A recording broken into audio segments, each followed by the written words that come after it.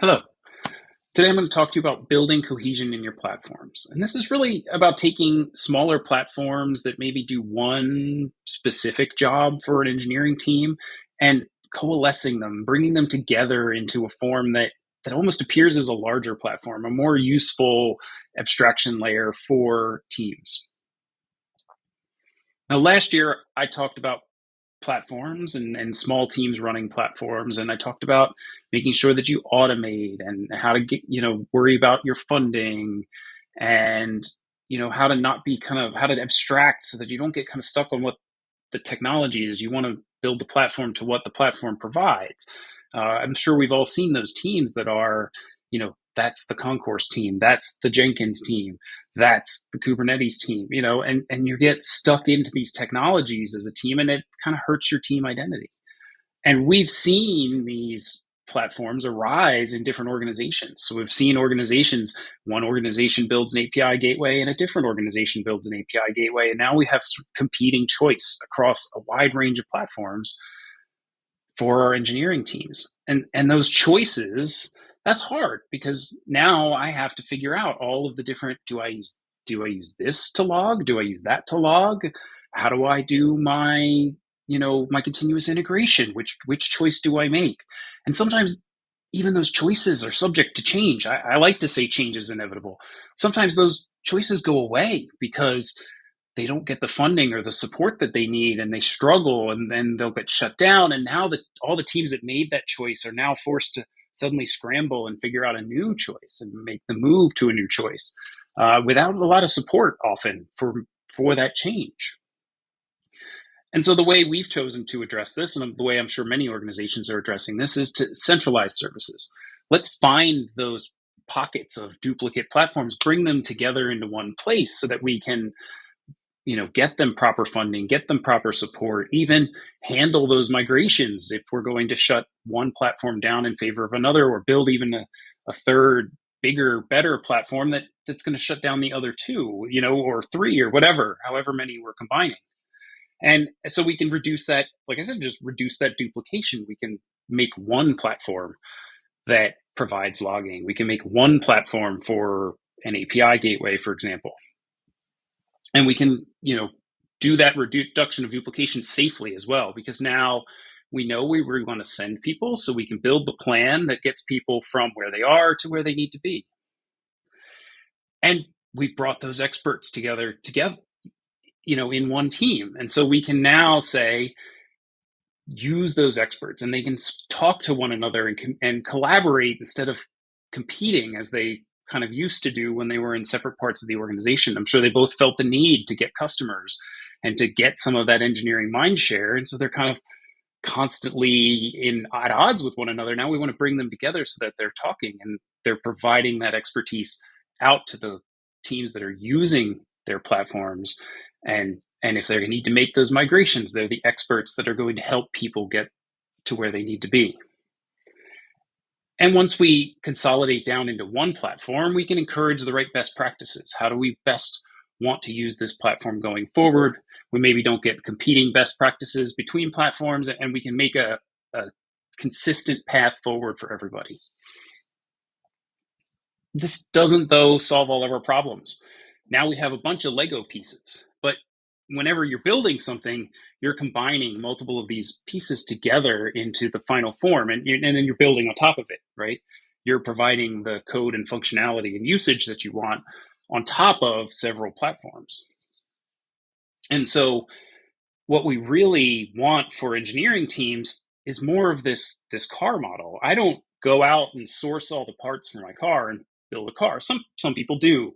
My father actually bought a Heathkit television and that he used to maintain for many years when I was growing up. He would tinker and keep the thing running until finally one day we said, no, we're actually going to go buy a pre-assembled television. And when I go to the dealer, I want to go pick out the car that I want. It's got certain characteristics that I need, and then I'm going to just drive it off the lot. I'm ready to go. And that's really the kind of thinking that we want to form around all of these different platforms. How can we provide this ready to go, ready to use system? And so how can we get these platforms to feel connected? We don't want them to necessarily be tightly connected, but we want them to feel like one system that understands the needs of the people using it and understands the right pathways and the right ways that they form together. And so we can look at some common ideas around that are things like ownership. We have platforms, and each platform has a concept of these are the resources that I provide out to an application team when they use me. And this is the set of people that they have to configure to use those resources. And over here is another set of people in another platform that's also used by that same application. And that set of people doesn't change very much. Sometimes maybe it's a little bigger, maybe it's a little smaller, depending on the needs. Certain security platforms may actually want additional people to have some access, but by and large, that core ownership of those resources doesn't change. And we are expecting teams now to manage that across many different platforms.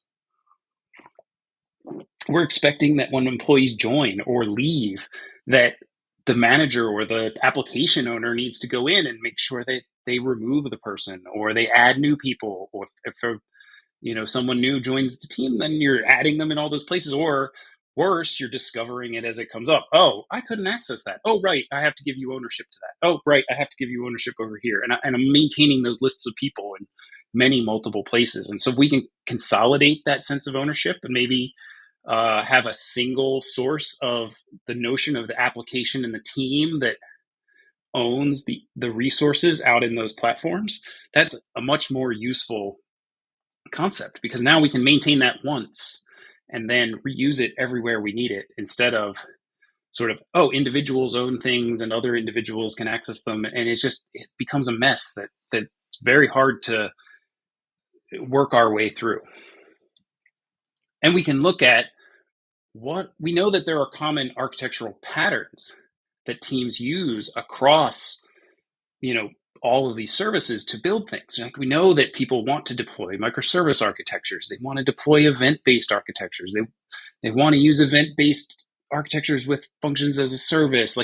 We know they want to do these things, or they are doing these things. And so I think we can identify patterns that cover probably 80% of the use cases that we see across our entire company. And if we could capture those several patterns and make them easy to form on top of the set of services and platforms that would be needed to provide that pattern, then we've really provided something useful to the engineering teams, and something they can just almost drive off the lot doing what they needed to do.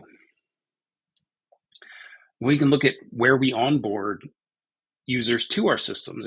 If everybody has their own onboarding portal, then this sort of notion of fulfilling the pattern of shared ownership, it becomes harder, because now we have to bridge the gap between the different onboarding places. And maybe it's like, I'm in one portal and it jumps me to another portal. That's a bad or weird experience. And if you have multiple places that you might jump into to set something up, it's hard to know where to jump back to.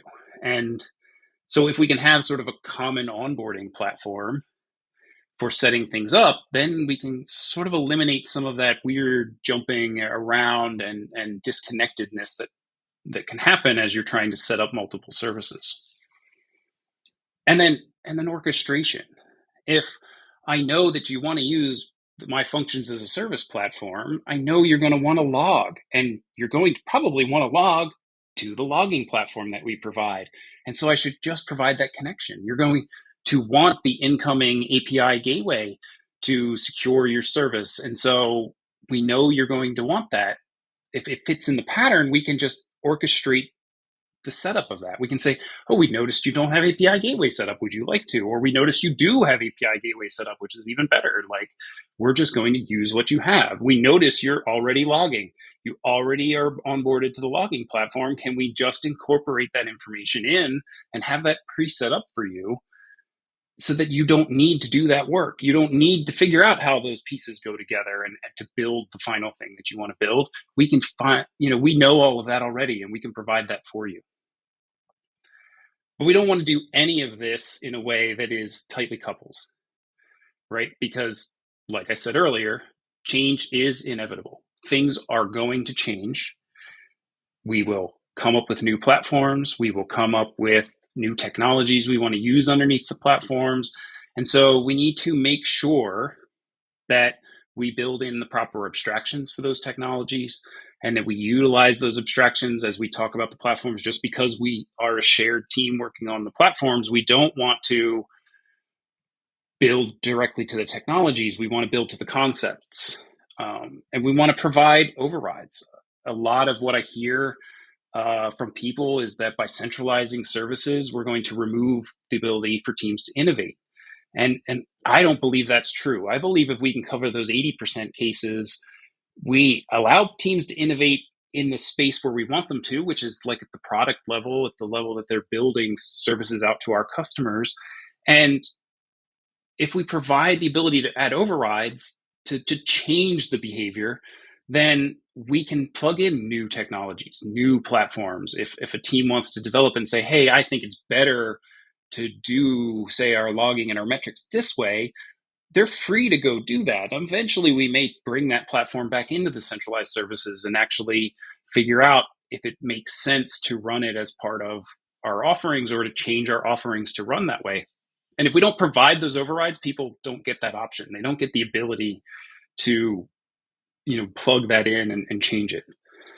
And then we want to maintain our own flexibility. We're going to make changes. It's inevitable that we're going to change vendors or, new disruptive technologies will come out at the beginning of the year that surprise us, and we need to incorporate them.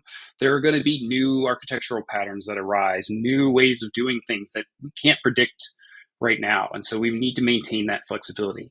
I actually used to lead warm-ups for classes with kids, physical classes, and we would be doing stretching, and they were all super flexible. They could touch, their toes and easily like just bend in half whenever they wanted. And I said, hey, I know it seems weird now that I'm so focused on stretching. Part of it's for me because I was old enough that I needed to, but also I was the same way when I was their age, where I didn't think about flexibility.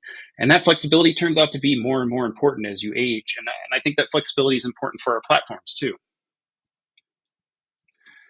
And so we can build cohesion in our platforms. We want to centralize our services. We want to reduce duplication. We want to centralize that expertise. We want to bring those people together and build something stronger and better. But we want to make them ready to use. We want to create the natural connections that exist between our different platforms. We want to centralize that ownership concept. That's a big soapbox for me, right? Is that notion of ownership across many different places. And we want to enable these repeated patterns. We know these architectural patterns exist. We can address them. We can provide support for them. We can make it natural and easy so that people aren't assembling their car every single time they want to buy a new one. But we need to make sure we prepare for change. So we want to allow any default choice we make to be changeable, just for our own purposes and to enable other people to bring their own solution to that problem if they want to sort of innovate in that area. And we want to build to abstractions and remain flexible in how we build those connections so that we can make these changes and support that change is inevitable. So you can find me on the following social media services, and hopefully I'll hear from you there. Thanks a lot.